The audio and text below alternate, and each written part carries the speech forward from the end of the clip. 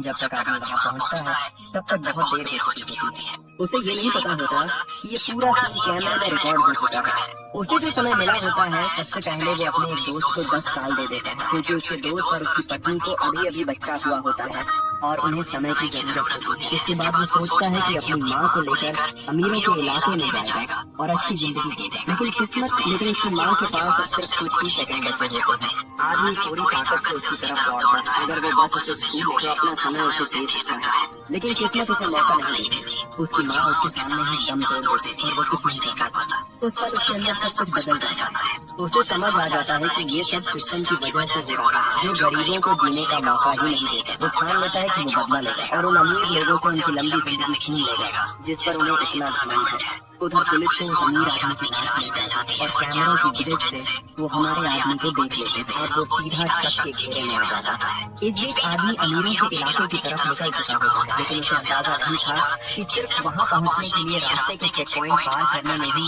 उसके 5 साल खर्च हो जाएंगे। अब उसे यकीन हो जाता है कि वो अमीर आदमी सही कह रहा था। इस दुनिया में गरीब लोग सिर्फ अमीरों के लिए फ्यूल है। हालांकि वो अपनी माँ का बदला लेने के लिए निकल पड़ा है, लेकिन अंदर ही अंदर वो थोड़ा कंफ्यूज थी। इतने बड़े अमीरों के इलाके में वो कहाँ से शुरू करे। काफी सोचने के बाद वो एक सीधा तरीका चुनता है, कैसीनो में जाकर अमीरों का समय जीतना। वो शहर के सबसे बड़े कैसीनो में जाता है और अपना पसंदीदा खेल पोकर खेलना शुरू करता है। कुछ ही राउंड में उसका समय बढ़कर 250 साल हो जाता है। उसकी ये जबरदस्त परफॉर्मेंस सबका ध्यान खींच लेती है और उसे एक बड़े टेबल पर खेलने का मौका मिल जाता है। वहाँ उसका सामना होता है एक बहुत बड़े बैंक मालिक से, जिसके पास जेब खर्च के लिए ही 9000 साल होते हैं। आदमी समझ जाता है कि उसे बड़ा मौका मिल गया है। गेम शुरू होते ही बैंक मालिक 200 साल दांव पर लगा देता है और अपने सारे चिप्स दांव पर लगा देता है। बस 20 सेकंड अपने पास रखता है ताकि कार्ड खोल सके। ये देखकर बैंक मालिक भी हैरान रह जाता है। उसे उम्मीद नहीं थी कि सामने वाला इतना रिस्की खेलेगा।